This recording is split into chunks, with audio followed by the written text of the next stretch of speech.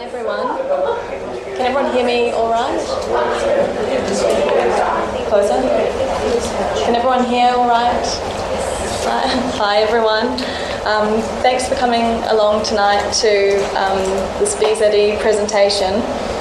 For those who don't know me, I'm Jenny. I'm a sort of long-time BZE volunteer and a general fan of the organisation. To begin, I'd like to acknowledge the Wurundjeri people, who are the traditional custodians of this land where we are tonight.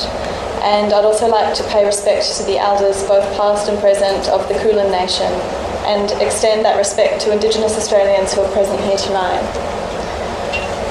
Tonight we've been very fortunate to have been able to use this RMIT lecture theatre, and before getting started with the BZE presentation, I'd like to introduce Associate Professor Martin Mulligan, who's from the School of Global, Urban and Social Studies at RMIT, and he's just going to say a few words.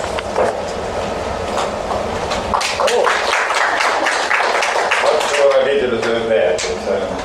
But, thanks and welcome to RMIT, and I'm glad you managed to find your way up to this level in front of the theatre. It's always a challenge for our students, so good that you could do so. And I suppose special welcome to those who are new to BZE. I know this is partly about introducing the organisation of new people. Yes, well, as Jenny said, that I'm from a School of Global, Urban and Social. It's a big name, isn't it? It's the only social science school at a largely technical university. Clearly, the name indicates that we're interested in globalisation, global challenges and issues, and we're also, of course, interested in urbanisation, planetary urbanisation. And we run a course which has been going for 30 years, which is now called the Bachelor of Environment and Society. I nearly got it the other way around. Bachelor of Environment and Society. I was chatting to Stephen about that. Our graduates around the world, doing really interesting things in the interface between technical knowledge and social, cultural, organisational change. We also run a couple of master's programs in urban planning, environment, international urban and environmental management. So that's what we are. That's who we are. We call this an industry engagement event tonight. And we're very happy to be able to provide venues like this for organisations that we admire. And certainly BZE is an organisation I've long admired, and this should be the role of the university, I think, to work in partnership with organisations like this who are doing the important work that we academics can support. So it's a great pleasure to be able to offer the venue, welcome all of you, and we long may this partnership continue. I just must say, I've got to duck away a little early, I'm afraid. I've got an emergency at home, so I don't mean to be rude, but apologies for that. Thank you, Martin. We'd like to give a huge thanks to RMIT for the use of the space, and also thank you for your generosity and your time in arranging the booking with us. Now, the reason we're here tonight, I think, is a common interest in BZE. So some of you here are long-time supporters of the organisation, and others are newer to BZE and hopefully interested to find out more and get involved. In organising tonight's event, the idea was to hold a BZE presentation where we could provide an update of what BZE has been up to and also what's coming in the near future, and hopefully recruit some new supporters to BZE. So now I'm going to introduce BZE's CEO, Dr. Stephen Bygrave, who will be giving tonight's presentation. Stephen's been with BZE for, I think, 2.5 years now, and came to BZE from working for the federal government, where he was involved in designing the Renewable Energy Target and setting up the Clean Energy Regulator. So a really relevant background to BZE, and we were quite lucky to find him. The 2.5 years Stephen has been with the organisation have been pretty eventful years for BZE, and rather than risk any spoilers, I think I'll hand you straight over to Stephen to fill you in on what BZE's been up to and where it's going next. So over to you, Stephen.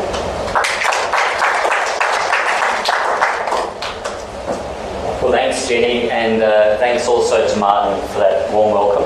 It's great to be here with RMIT, and thanks very much for lending us the venue. So as Jenny said, the aim here is to go through what Beyond Zero Emissions has been up to for the last 10 years. That's right, BZE's now been in existence for 10 years, and it's been a fantastic ride of doing research on technical solutions on climate change over that period. And also also what's coming up. So we're celebrating our 10th birthday year, but also we've just been listed in a global survey of think tanks around the world in the top 10 of global think tanks to watch out for in 2016. So 10 years and also in the top 10 of think tanks globally. So quite a nice thing to be able to say tonight.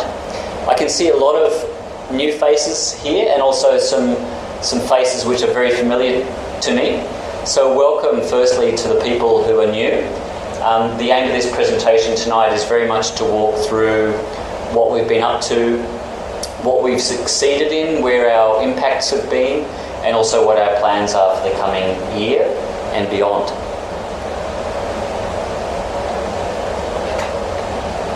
So who is BZE? We're a not-for-profit think tank based here in Melbourne. We have an office in Kindness House, which is on Brunswick Street in Fitzroy. And our focus is very much on climate solutions. There are many not-for-profit organisations out there talking about no coal, no gas. We also join with them, but we're very much focused on what are the technical solutions to address climate change in a rapid time frame. Many people say, well, some people say climate change isn't real. Many people say climate change is real, but we need to wait for some technical solution to come along. Where we're about is we're saying climate change is real and we have the technical solutions right here and right now. There's no need for delay and we can just get on and implement the solutions that are available at our fingertips right now. We have a budget around $500,000 a year. We're entirely independent, so that funding comes from Baseload Supporters as well as philanthropic organisations and family foundations. And we have a small number of staff, around 6 staff, and hundreds of volunteers. We have volunteers in Melbourne, Sydney, Brisbane, Canberra, but also all around Australia. I have people emailing me saying, love the work, I'm volunteering, talking about BZE's work in Perth, Darwin, Cairns, etc., etc. Our vision, as I mentioned, is a rapid time frame to zero emissions. So we have a vision of a zero emissions Australia across all sectors of the economy, not just energy. Many organisations are dealing with energy, but we're actually dealing with energy, transport, buildings, land use, exports, industrial processes. So every sector of the economy has emissions associated with it, and those emissions need to go to zero. So our vision is the Zero Emissions Australia in 10 years. It's an urgent issue. It's an issue that needs to be dealt with in a war-like mobilisation if we're going to really address this in a serious way. And we have the technologies to do this immediately. Many organisations deal with energy, and energy is a very important part of the sector. It's about 50% of emissions in Australia come from energy, but agriculture is around 18%, transport's around 16%, industrial process around 7%. So all of these sectors actually make a contribution. So our goal is to transform Australia from a fossil economy, which is what we currently have, an economy that's reliant on fossil fuels, to an economy with, which is powered by renewable energy, a 21st century society which is at pace or leading, at best, the rest of the world.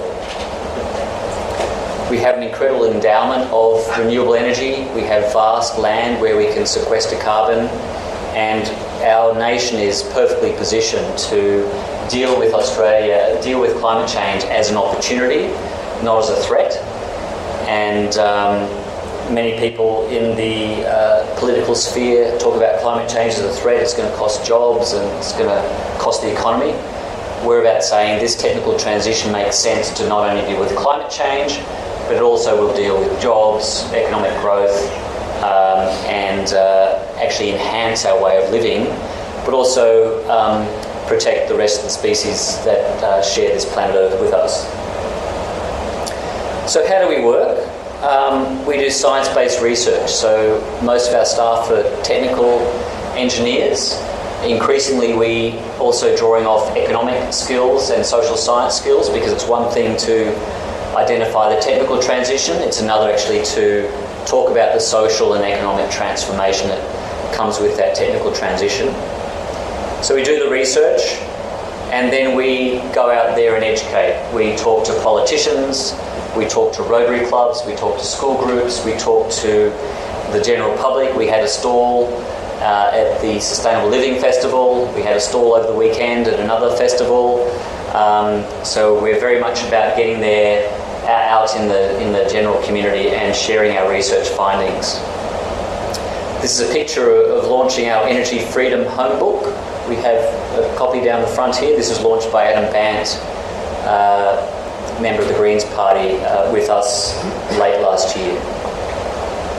We also get out there in the media, so we publish our research independently. We get our storage out there into the media. We meet with politicians. We regularly meet with members of Parliament in Canberra, in Parliament House, and we engage with the public and with businesses.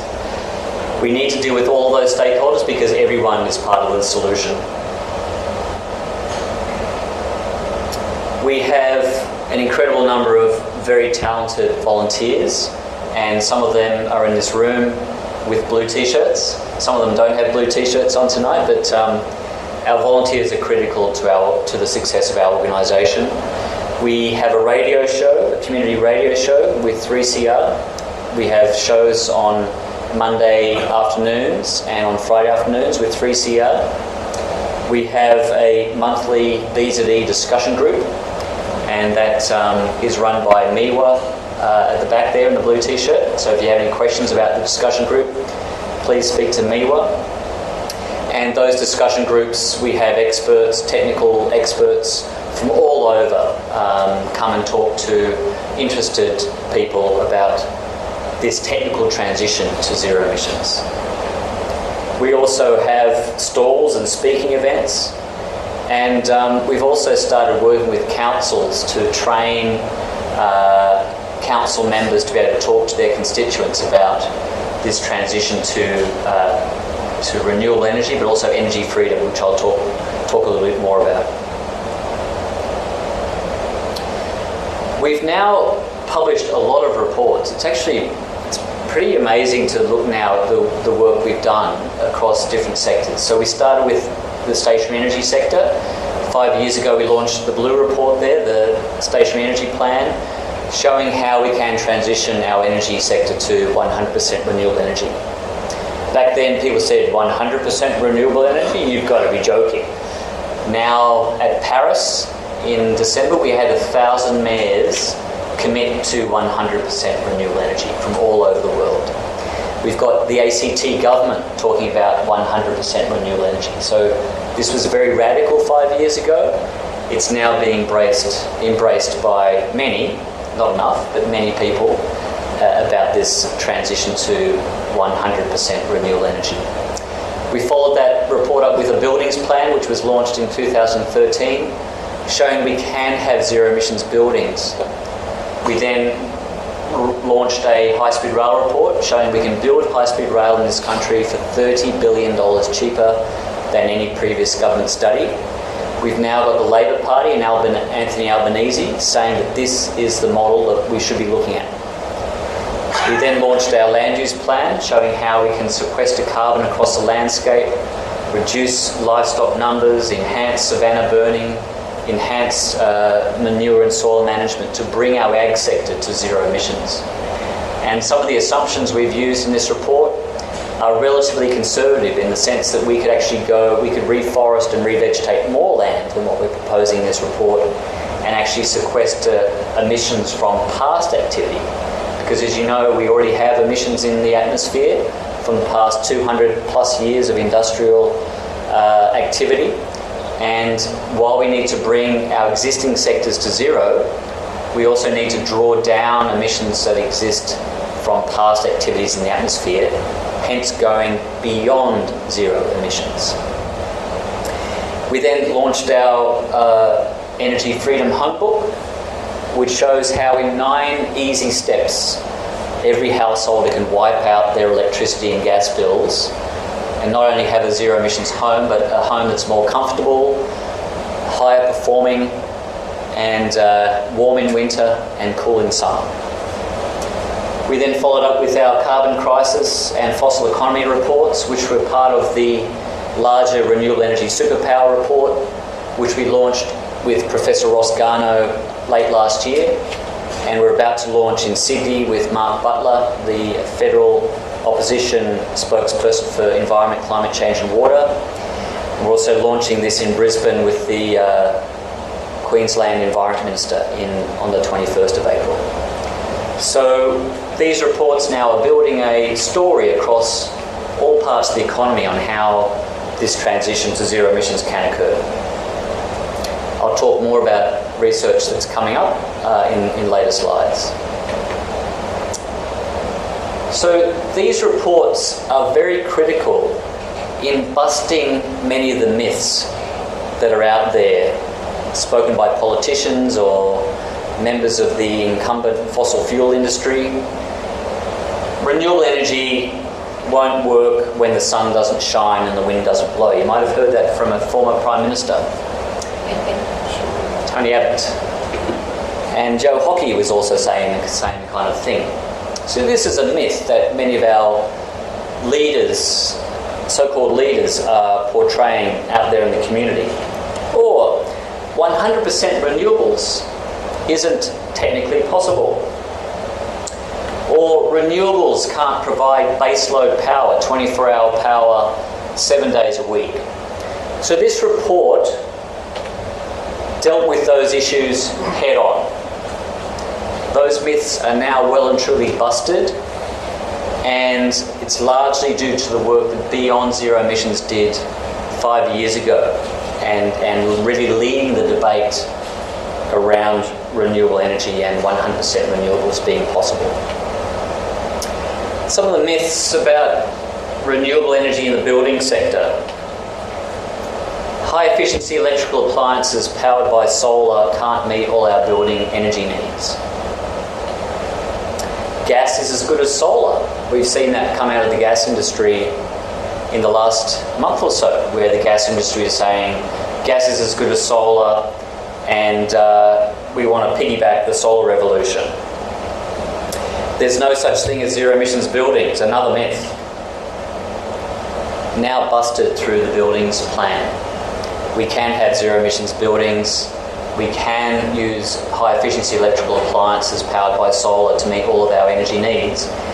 And we no longer need gas. We now have induction cook stoves. We now have high efficiency space air conditioners, reverse cycle air conditioners, which will meet all of our energy needs for cooking and for heating where we've needed gas in the past.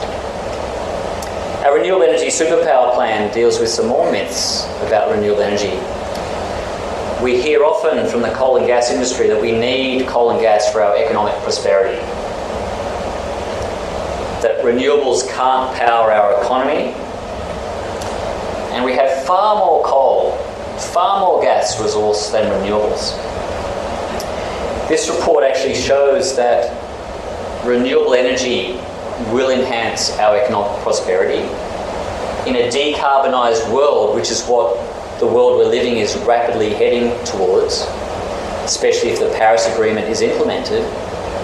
Those countries with vast, cheap, clean, renewable energy resource will be the economic and energy superpowers of the future. Because in a decarbonised world, we won't be using fossil fuels. Those countries with vast renewable energy resources will attract those emissions-intensive industries, which are currently worth some $2.3 trillion globally every year. So what other impacts have we had? So our reports, they've now come out, but what have they done? The first report, Station Energy Plan, had national and international media coverage. It was launched by our current Prime Minister in Sydney. It was launched by Anna Bligh in Brisbane, the then Premier, and was launched by Bob Carr in Sydney. We led the debate on 100% renewables. It also led to the Repower Port Augusta project, which has been in the media again in the last couple of weeks, where we now have a bid from a company, a US-based company, Solar Reserve, to build solar thermal in Port Augusta. We now have 2 coal-fired power stations which are closing in Port Augusta, leading to the loss of some 300 jobs. So it's high time the federal government and other governments got serious about funding a project like this, which we're involved with from the early days. And as I mentioned earlier, we now have mayors from all over the planet committing to 100% renewable energy. And the ACT committing to 100% renewables by 2030. The buildings plan, again, look, we put this report out, but what has it actually achieved? We had media in the Age domain. We led the debate on no gas. Some 2 years ago when this report came out, everyone was saying, you can't say that. We need gas. We've now got many organisations saying no gas and leading and following the no gas debate, which BZE pushed out through this buildings plan some 2 years ago, 2.5 years ago. We can have zero emissions buildings. The Energy Freedom Home, what's it achieved? We've launched that with, as I mentioned, with Adam Bant last year. We've now launched an Energy Freedom Alliance where we're partnering with businesses on the ground, sustainable energy businesses, insulation businesses, solar businesses, lighting businesses, partnering with us to show and to have the technologies to make this transition occur, assisting households make this transition. I met with the International Energy Agency last year where they said this is a fantastic brand because they've been struggling with trying to promote energy efficiency for some 30 years. Energy efficiency is traditionally quite a hard sell. It's about minimising, reducing, saving. Energy freedom is about uplifting, flying, achieving freedom, autonomy, independence. And so the IEA are very keen to use this term and this phrase internationally. High-speed rail. We had, again, a lot of interest in this report. For some 4 hours straight, it was the top leading story on the news.com website on their front page. It was covered on the project and a range of other mainstream media. It was launched with mayors. The Mayor of Goulburn and the Mayor of Shepparton were involved with the launches, and we had John Alexander at our Melbourne launch, a Liberal Party MP, in front of an audience of some 300 people saying high-speed rail is absolutely critical, not just for addressing greenhouse gas emissions, but actually for connecting our regional areas with our rural areas and easing urban price pressure. So allowing people to live outside of Sydney and Melbourne and commute via high-speed rail. You can live in Goulburn, commute via high-speed rail to Sydney in 20 minutes. You can live in Shepparton, commute to Melbourne in some 30 minutes, I think. So this is now a technology that has been in place in Japan and Europe for some 50 years, and it's high time we built it in Australia. We had Tim Fischer, the former Deputy Prime Minister, provide commentary, and now we've got the Labor Party also referring to it as the model to build in Australia. This is a bit of a timeline. We put this infographic together. So it was launched in August 2014, showing we can build high-speed rail for about $84 billion, which, by the way, we spend $18 billion a year on roads, so it's some 4 years of road expenditure we can have high-speed rail in this country. Or looking at it another way, we can take the money from the East-West Link and the third runway in Sydney and build half of the high-speed rail system. We had widespread media coverage, and where we've now got the Australasian Railway Association also refining their costs, downgrading the costs overall to about $68 billion. So this is highly achievable in Australia and is a zero emissions transport technology. Thanks, Martin. Thank you. Land use plan. Pretty controversial stuff, land use. But as I mentioned, we think it's really important to deal with every sector in the economy. A lot of groups talk about energy and think it's all about energy, but energy, as I mentioned, is half the problem. Land use is also up to half of the problem. Our current agricultural emissions in Australia are about 18% of our total, but that doesn't include land clearing. When you include land clearing, our emissions from agriculture go to 30% of Australia's total. And then when you factor in the global warming potential of methane, some 84 times CO2, our ag emissions rise to 50% of Australia's total. So it's a critical sector to deal with. It's also the big opportunity in terms of our landscape, how we use our landscapes, how we revegetate our landscapes, how we reconnect rural communities, and also how we assist farmers who are often conducting quite marginal activities on their land, how can assist them in the transition to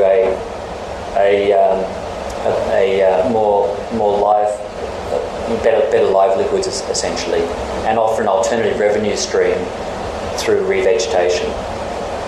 So we had media on the ABC Bush Telegraph and in The Guardian. We presented this report to members of Parliament in Canberra. We met with the National Farmers Federation and Federal Agriculture Department officials. We've had conversations with farmers. There were some 6 farmers who provided case studies to this research, so it wasn't some desktop review. We actually had real-life case studies in this report.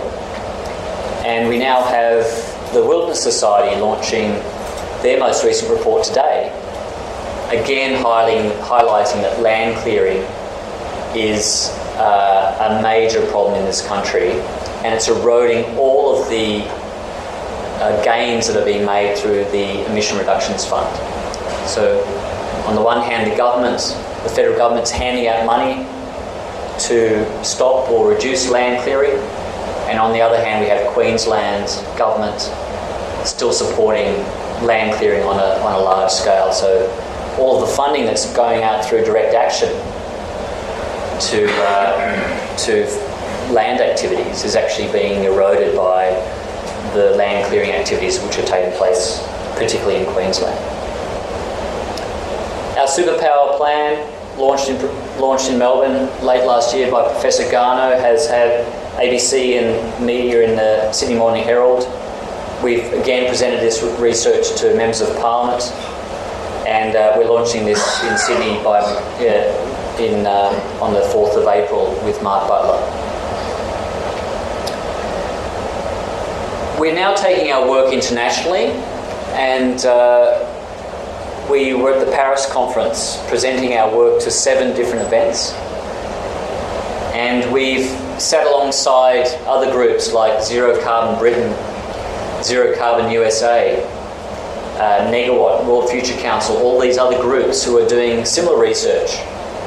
And by sitting beside these people and voicing our research to the world community, it's actually very powerful, much more powerful than if we were a lone voice. So there's a lot to be gained from sharing our research with such an international audience.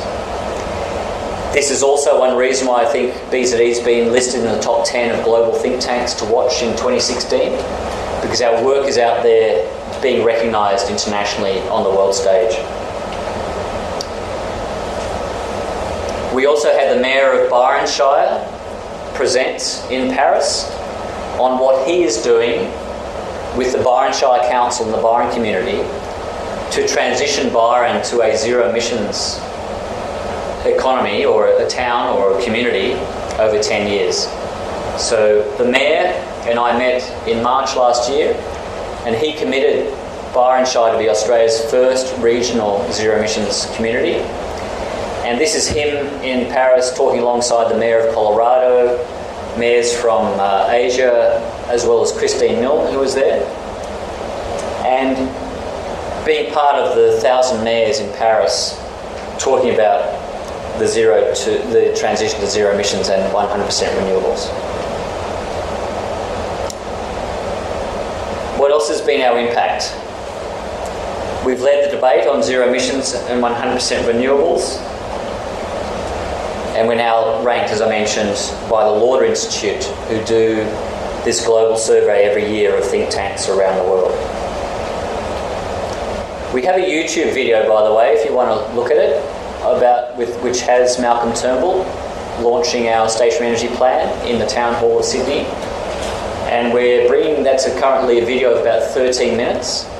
We're shortening it to be about 2 minutes, so we can share it on Facebook and Twitter and get it out there amongst the community well before the next federal election.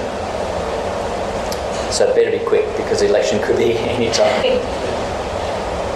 Other impacts, as I mentioned, we're now working with a range of councils, not just Byron Shire, to take our national plans and adapt them and develop blueprints so that any council in Australia can take a blueprint on a local community energy plan, a local community buildings plan, a local community land use plan. So any council can take these blueprints and implement them on the ground, regardless of action or inaction at the federal or state and territory levels.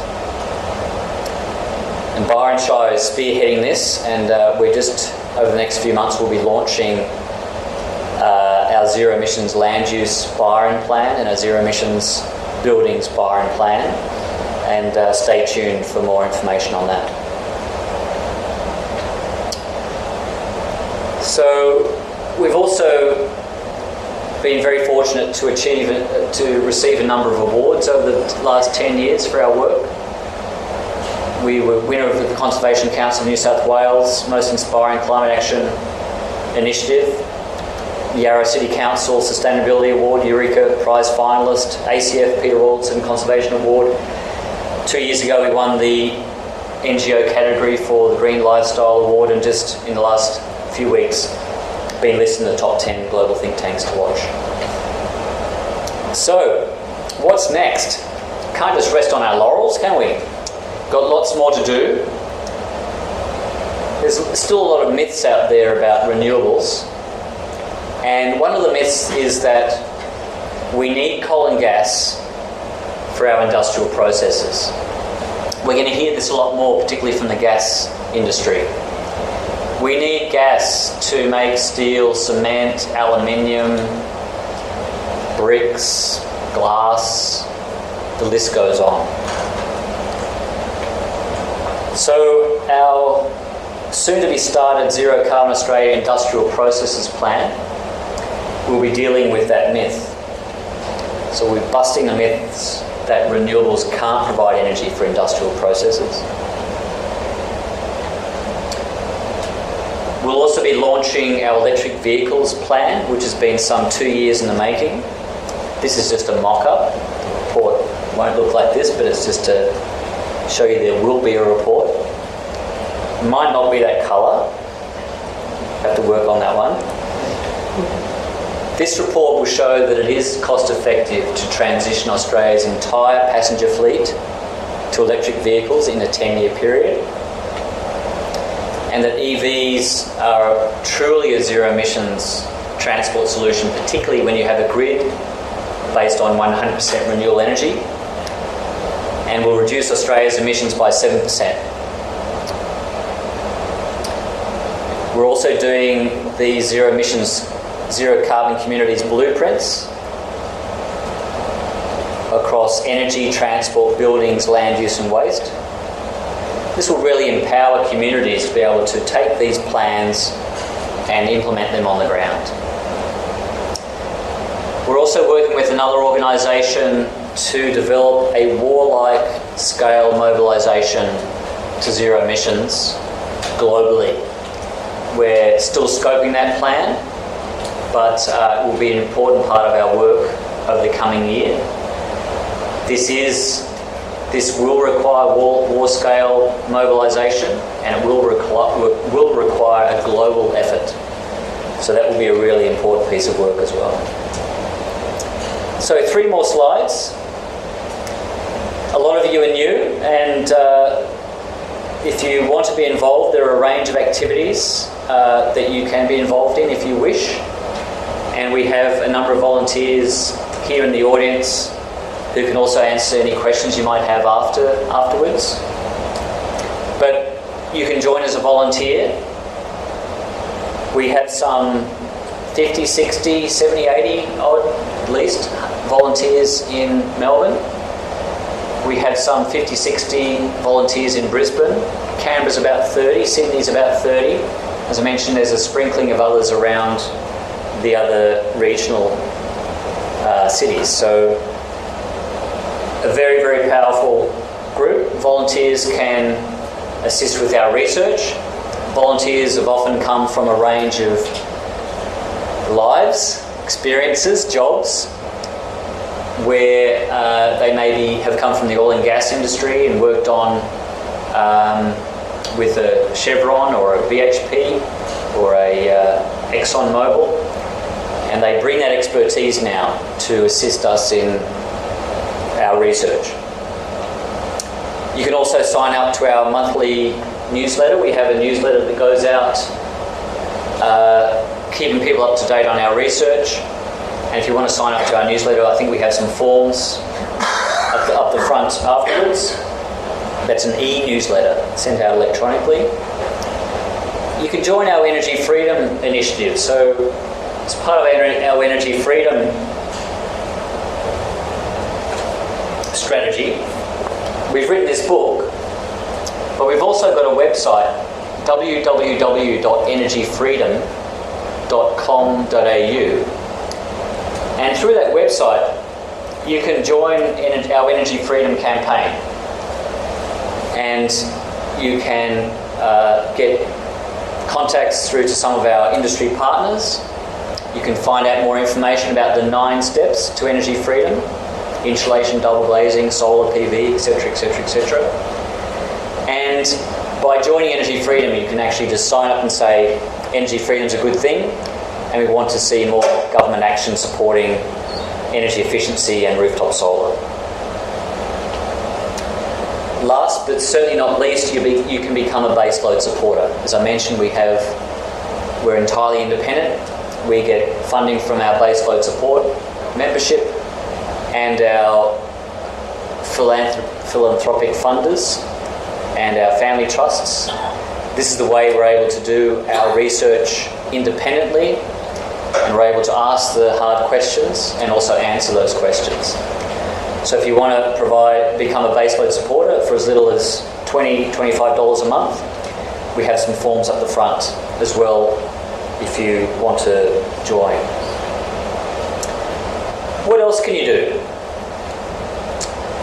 Firstly, you can recognise the urgency of climate action. Some simple steps you can take. You can put rooftop solar on, you can change your light bulbs to LEDs, you can buy a heat pump or water system, when you're next renovating your home, you can put in insulation and double glazing in your windows. You can also, when your next appliance breaks down, you can do some research so that when your next appliance breaks down, you're ready to buy the best, most efficient product on the market rather than rushing out to Harvey Norman or wherever and doing an instantaneous buy, which is often what we do. You can plan ahead and think, next time I'm going to buy an appliance or a fridge or a cook stove, it's going to be this. It's going to be the highest efficiency. It's going to provide me with energy freedom. You can think about disconnecting from gas. It's a big step for many people, but gas is a fossil fuel. A lot of our gas comes from fracking, coal seam gas. It's at least 26 times more potent than CO2, and we no longer need it. No longer need gas for cooking. In terms of we can use induction cook stoves, we no longer need gas for heating. And you can also take action in your community. You can, very importantly, vote and demand political action by governments. And you can also think about other ways to reduce your personal carbon footprint. So that's it from me. Thanks for your patience. I'm here to answer any questions you might have. On the screen there is our address, our physical address, Kindness House, Brunswick Street in Fitzroy. We also have a new office in Canberra. in the Australian Ethical Investment building, and the telephone and my email details are also on the screen. So thanks very much. Open to questions. We have one already. Thank you very much. I'm Ilan from Melbourne Uni. We're just, Ilan, is it okay if we use the mic? Ilan Ivory from Melbourne Uni. Thank you so much for an inspiring presentation. I'm curious to hear what your insights are about the appetite for cross-industry, cross-government level coordination. And in particular, what sort of response have you seen from very powerful property industry? Good questions. So we're talking to politicians across all the three different tiers. So mayors, state and territory governments. We've met with Mike Baird and Victorian government here, as well as with various politicians in Canberra. And what I would say is two things. Firstly is national governments increasingly recognise the role of on-ground action by local governments. It's not necessarily supported by funding or other support, but we're certainly pushing for that. And local governments really need that support from the federal government. So I think there's an increasing recognition that each tier of government can't take climate action on their own. They need the support of each other. But what we really need is a plan. So it's one thing for Malcolm Turnbull and Greg Hunt to make grand statements in Paris. But what we need to do is translate those grand statements into plans. What are we going to do in year one? How are we going to work with local government? What support can we provide at a policy level and a programmatic level to allow Byron Shire and other councils who want to get on with climate action at a local government level? What are we going to do in year two? Providing support to state and territory governments about ongoing subsidies for fossil fuels or for state support for coal and gas. How can we strengthen the renewable energy target? Because as we all know, we actually weakened the renewable energy target. We were on track for 28% by 2020 until the federal government called yet another review, and we've now watered it back down. So again, that shows that instead of having proactive policies, strengthening policies, we are actually heading in the opposite direction, which is what we don't need. With our buildings plan, we have talked to the property industry. The Master Builders Association of Victoria is actually quite proactive. They have a Green Buildings conference every year. I spoke at it the year before last, and there are many builders out there who want to build homes like the ones described in this book. What happens though is at a federal level, the HIA, the Housing Industry of Australia, and the Federal Master Builders Association, they're represented often by the lowest common denominator. So you have builders out there who say, building a home like this is going to take me a lot longer, it's going to be harder, and I'm not going to be able to make money out of it. What we're finding actually from the real estate industry is actually people want to buy homes which cost nothing to run and are warm in winter and cool in summer and have a lot of these attributes. So there's still a communications challenge there, and we're fortunate to have a couple of architects, both past and present, on our board, and also some good connections into the architect and building industry. But we're thinking about a new venture actually to partner with a building firm where you could integrate all of these 9 steps for all buildings, and that building firm could actually brand themselves as an energy freedom building firm and market all of their new buildings as energy freedom homes. So that's something that's on the back burner. Thanks for the question. Question in the middle there.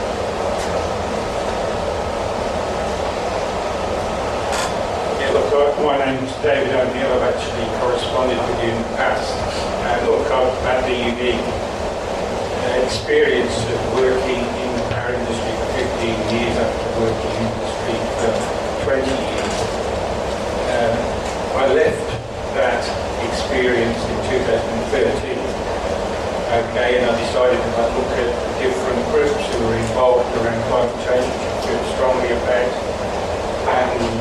get an understanding of how they work. I've found a lot of fragmentation in that. I also kept my connections with the power industry. The last major project I managed was a control refit to York Power Station, which is about depowering the power station. So they do have a plan, right? But they're one of the organisations that get demonised by ACF. So I suppose what I'm seeing is it's the politics that's really holding us back. I mean, I suppose frustration that you've got at the politics seems to come through in a number of the comments. I don't think you get the kind of audience that you deserve. I come along to your monthly meetings. I think the reports are extremely good. But along the way I've found one organisation, Solar Citizens, which would have folded in Victoria if I hadn't stepped up and taken a leadership position. I'm glad to see some young people here tonight, okay, because Australia needs to mobilise and recognise the opportunities that we've identified and really move forward fast. Okay, so I'm happy to provide my input to the steering group because I know the power industry well. I know that the signals that they took from previous governments was to move through gas to renewables. But baseload gas has actually been mothballed and in a large extent, largely because the current government took away the carbon price. Okay. As Solar Citizens, we know at least that there's there's been a move from 8,000 households with rooftop solar to 1.3 million between 2007 and 2030. And we lobby on a political basis, given that, and those people, really their self-interest. Yeah. Okay. So I suppose I'd encourage the younger people. I think we need more younger people involved. I think that I'd like to see I'd like to see more people in your audience. Are you talking to the other organisations that are involved as well as the organisation in this field? Because you're just not getting the attention that you deserve. Thanks for those comments. Solar Citizens are great. I actually presented a keynote at the Solar Supercharge conference in Brisbane a couple of weekends ago. And in fact, the work that we did from Stationary Energy Plan actually has led to 100% renewables, which is the organisation prior to Solar Citizens, and now Solar Citizens. So actually we have a very long history with Solar Citizens. If we hadn't done the Stationary Energy Plan, we probably wouldn't have had a movement called 100% renewables, and we probably wouldn't have had a movement called Solar Citizens. So we're very proud actually to be part of the ongoing Solar Citizens story. I meet with Claire quite often, the Executive Director of Solar Citizens, and we're very keen to have a partnership with Solar Citizens and other NGOs on this book and on energy freedom, because solar's great, don't get me wrong. Solar's a really important part of the story. But so is reducing your energy efficiency before you even get to solar. So we need to actually change our behaviour. As humans, if we put solar panels on every roof, that'd be great, but it wouldn't be enough. It would deal with 50% of the stories I mentioned. And if we're going to be real about climate change, as humans, we actually need to address our behaviour. And part of our behavioural issue as humans is we think we can just put on new technology and keep behaving the way we do. Whereas in fact, the energy freedom story is about changing our behaviour, how we use energy in the home, reducing our energy first, and then thinking about solar. Because we don't need a 30 kilowatt system on our roof. We actually can reduce our energy consumption in a standard 3-bedroom brick veneer home by 75%. So, and then we can scale a solar system to meet the residual energy demand. So we're talking to a range of NGOs about this, Wilderness Society, Get Up, Solar Citizens, and there's a lot of interest in this collaboration. I think we're very close in the climate movement now to getting agreement on 100% renewable energy. Hallelujah! Wouldn't that be great? Wouldn't it be great if every climate organisation came out supporting 100% renewable energy? If we've got the ACT government saying that, and if we've got 1,000 mayors around the world saying that, then surely we can have all of the climate movement saying, yes, 100% renewable energy. So that's the next big step. I think we're very, very close. We may not agree on the time frame for that transition, but I think we'll get agreement before the next federal election, so we can go to the government with a collective position on 100% renewable energy. It may not be by 2020 or 2025 or 2030, which is what we would like, but hopefully we'll get a common position on this topic. So, as to your earlier comment about political will, absolutely agree. We have the technologies. Our research shows time and time again we can do this. Politicians are time poor. I've worked in government. I know how government works. I know how ministers work. I know how the system works. They are lobbied left, right and centre by the powers that be and by the incumbents in the industry, in the energy industry, which you know very well. And they are holding on to the status quo for as long as they can, just like the tobacco industry did with tobacco. And what we're going to see over the next 10 years is, unless the energy sector gets that right, we're going to have the death spiral. People will vote with their feet. They already are. As you said, 1.3. I think there's 1.5 million houses, not 1.3. Because what at the end of the last government? And growing. So, and with battery storage technology right here, right now, unless the energy sector gets that right, we'll have people leaving the grid in droves, which is not what we want. The grid is actually a very efficient way of moving energy around the landscape. We need people connected to the grid. Some people will make their own choices, as have I. I'm off-grid. Always have been. Deliberately bought a property which is off-grid.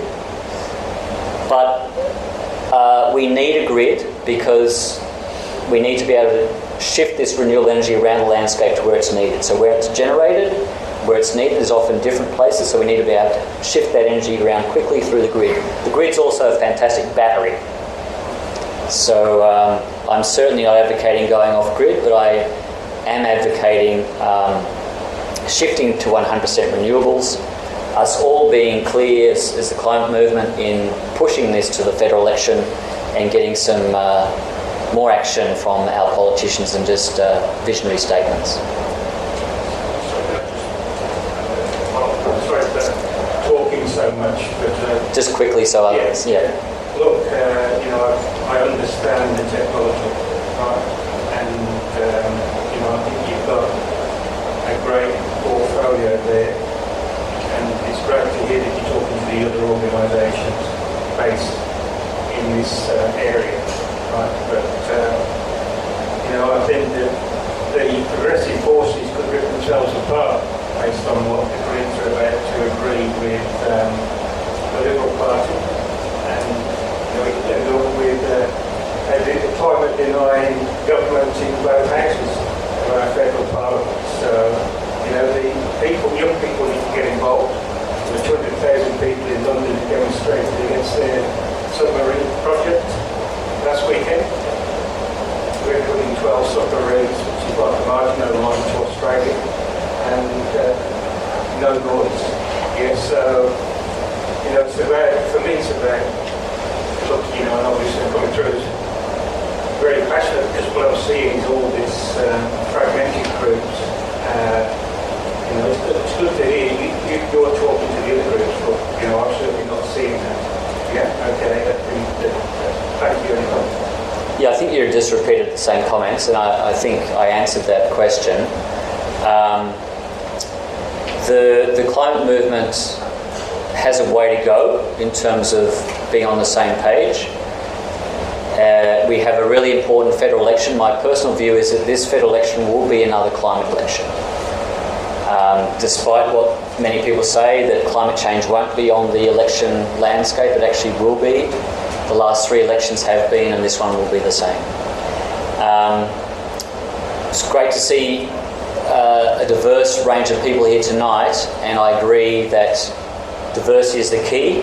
We have many students as part of BZE who come as part of their undergraduate degrees. They come and do an internship with Beyond Zero Emissions, often for 3 months at a time. We have interns from Monash, La Trobe, Melbourne University, and they make a fantastic contribution to our research. And we have many young presenters as part of our organisation too. So very important, and we'd like to see more young people. We'd also like to see more older people and more males and females, so from all parts of the society. Stephen, I'm Ian James from Castlemaine.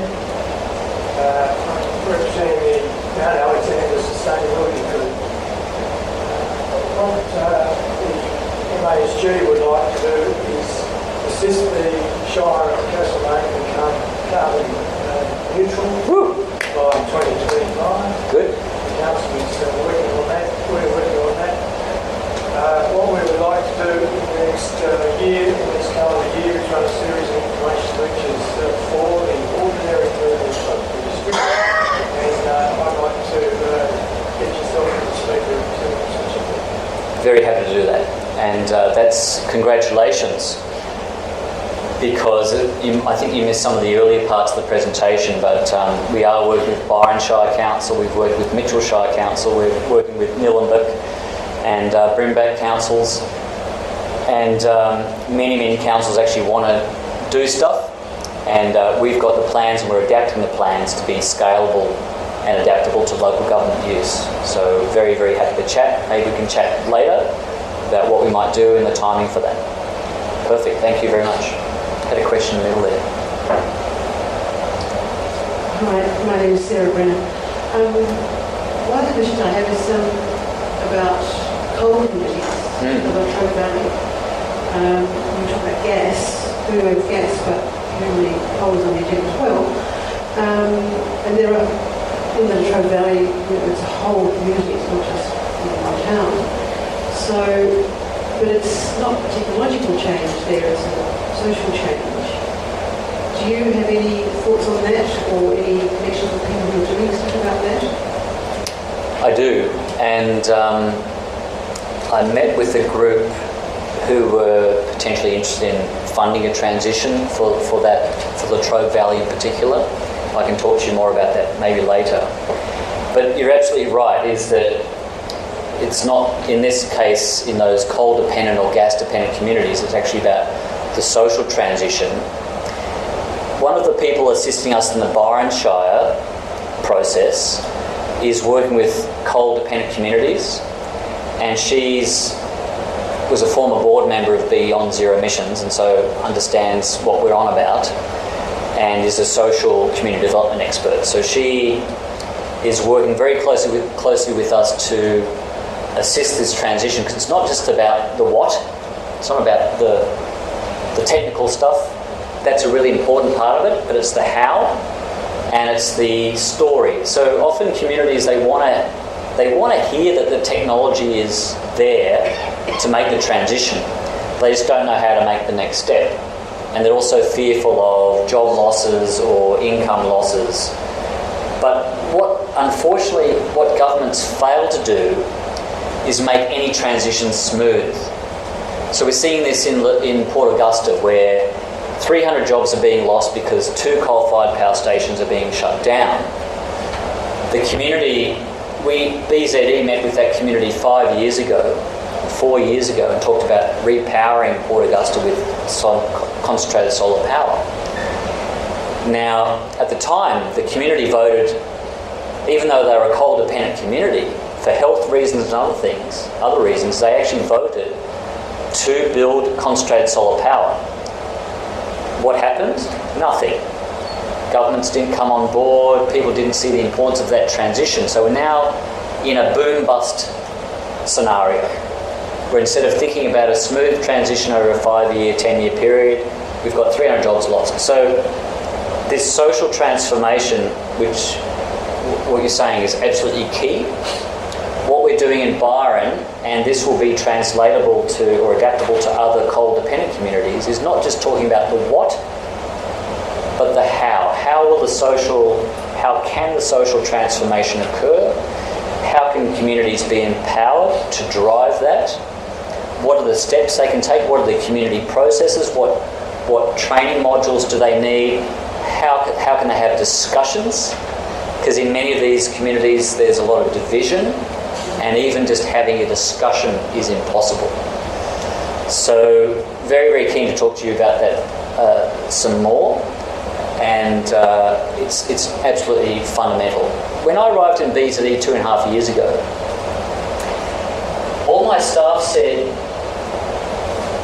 "Stephen, we've written all these plans. Why isn't the world changing?" And the answer is obvious, but one is the political inaction and the lack of political will. But writing a report like that, they're damn fine reports. Each of these, if you paid a consultant, would probably cost $500,000. But it's probably 5 to 10% of the overall story. You've got to have the information, and people need confidence by having a plan like this to show it can actually happen. But then they need to be guided, and there needs to be that social transformation, which is absolutely key. Thanks for the question.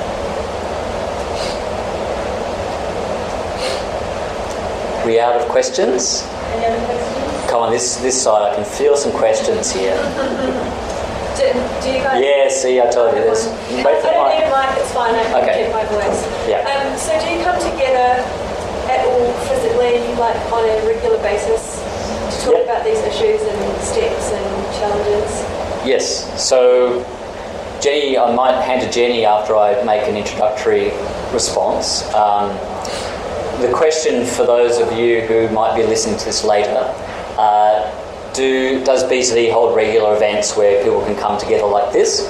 So we have a monthly discussion group at Melbourne University that NIWA organises, and Roger's always there taping them, and another volunteer, Hugh Venables, introduces the topic. So that's every first Monday of every month.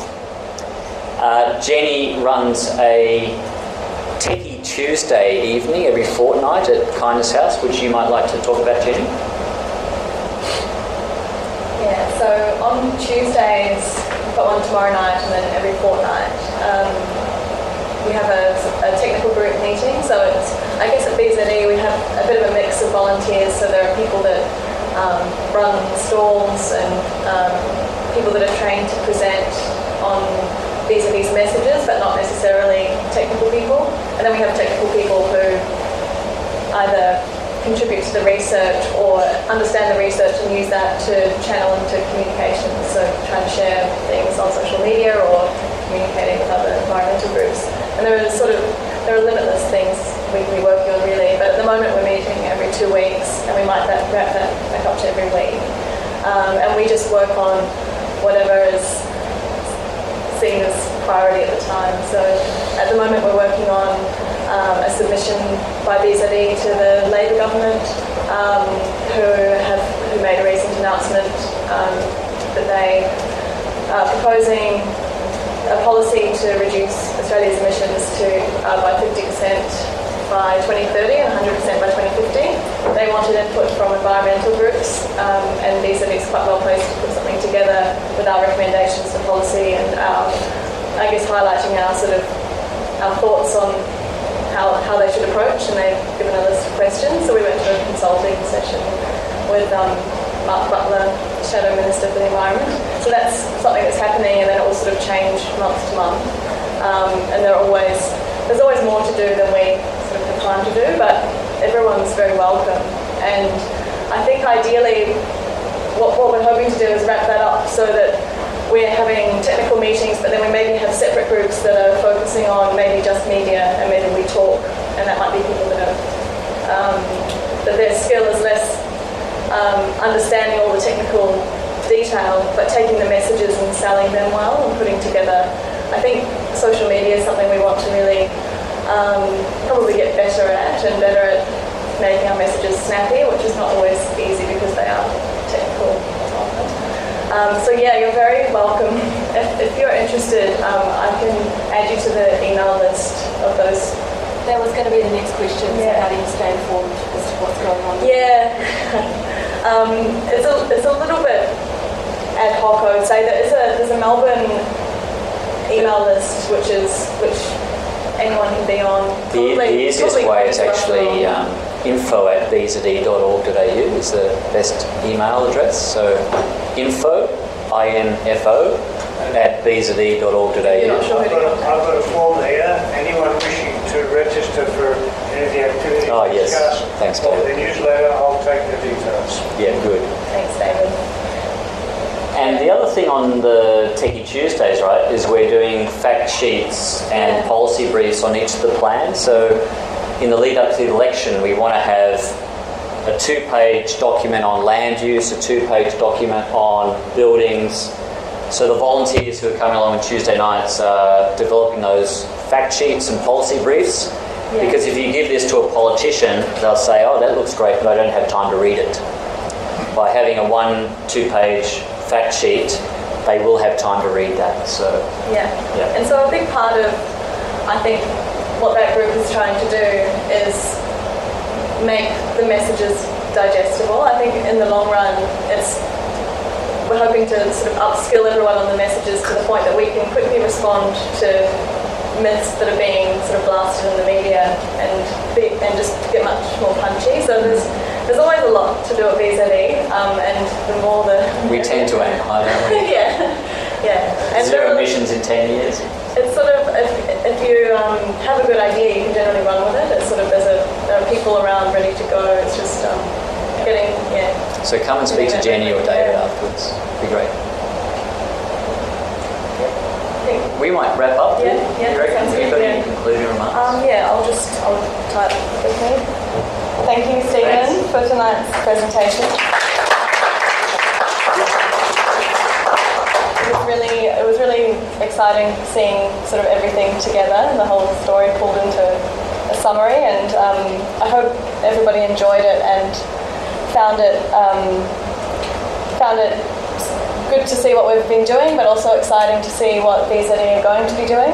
And I hope you're all feeling inspired to be part of it. There's always heaps to do at BZE, and everyone's really welcome. I've met great people in the time I've been volunteering at BZE, and continue to meet really great people, which is, I think, is a big part of being able to enjoy tackling these sort of big problems, is being able to do it with really good and engaged people that are always around BZE. So thanks Stephen, thanks everybody for coming, thanks for the volunteers that were helping out tonight and organising it, and thanks again to RMIT.